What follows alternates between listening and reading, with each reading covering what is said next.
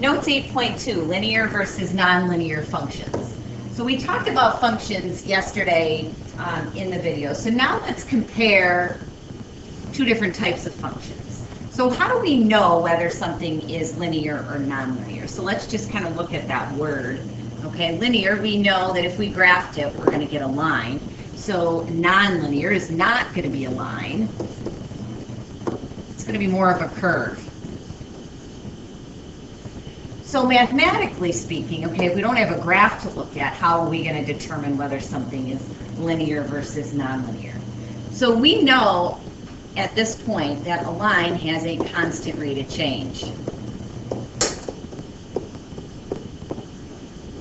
It has a slope. Okay, that's just another phrase for slope.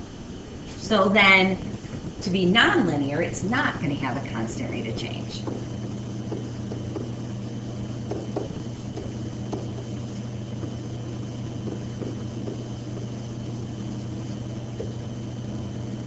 So it says identify the following functions are nonlinear or linear.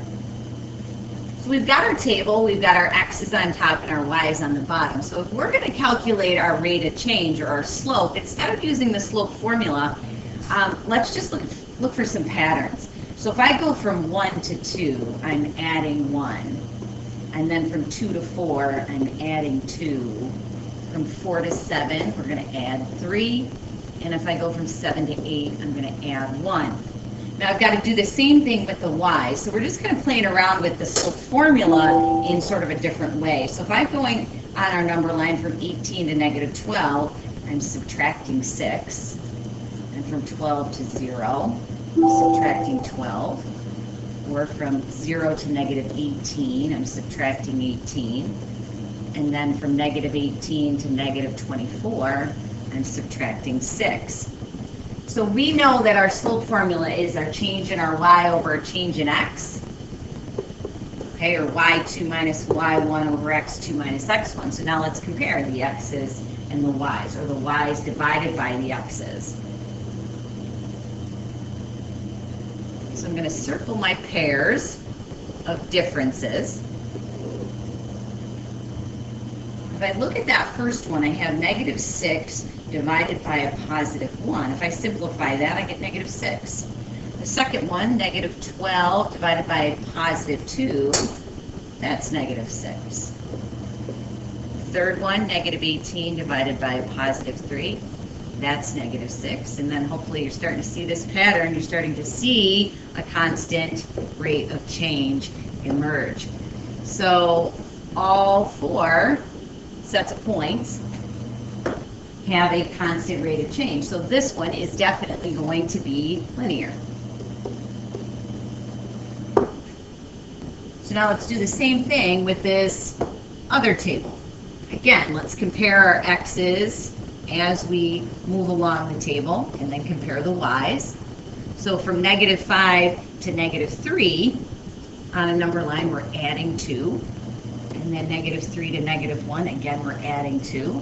And from negative 1 to 1, adding 2 again. And we're adding 2 from 1 to 3. It looks like a constant rate of change could potentially emerge here, but let's see.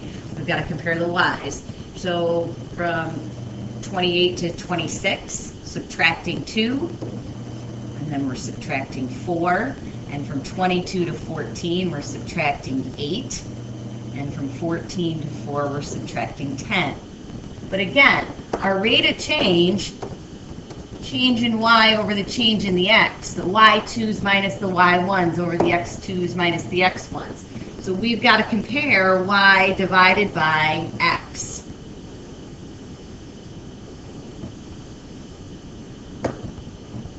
So in the first group, negative 2 divided by 2 simplifies to negative 1.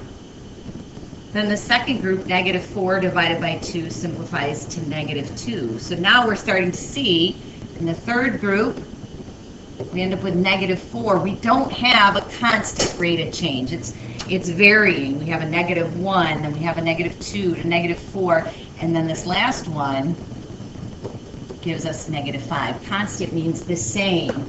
So this one here indicates that it's non-linear.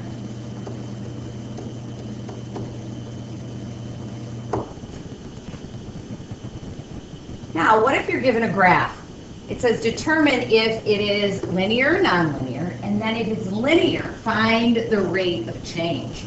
So when I look at 3, I see that's definitely a line, so I know that it's linear. And when I look at 4, it's got that nice curve to it, so that one is, it's not a line, so it's nonlinear. And it also asked us, if it's linear, find the rate of change. So because we're given a graph, we can just do a simple rise over run. So we know that we would rise up 3, but we would have to go back 1. So that rise over run, 3 over -1 is -3. That's going to be my rate of change for that, or in other words, our slope.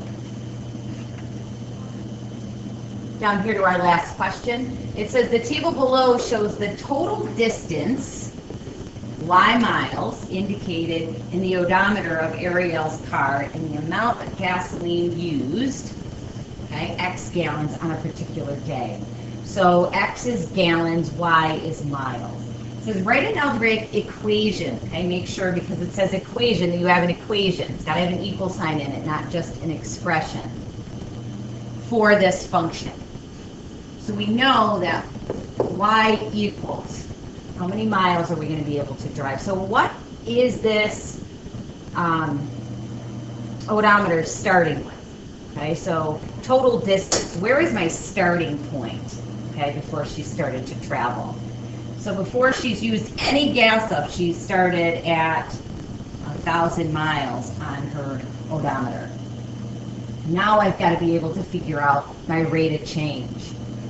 So as she starts on her trip, okay, the amount of gasoline, X gallons, so we're adding 1,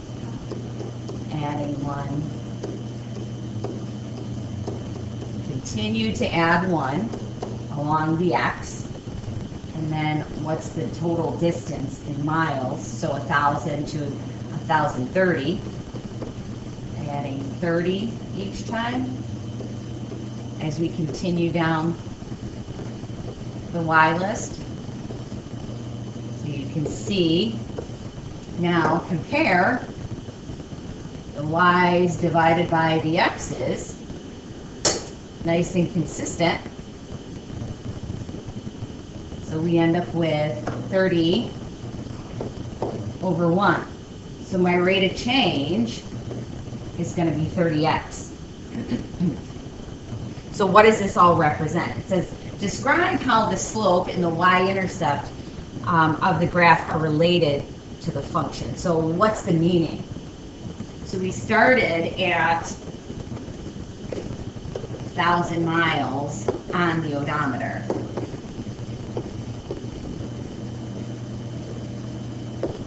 And then what does that rate of change represent?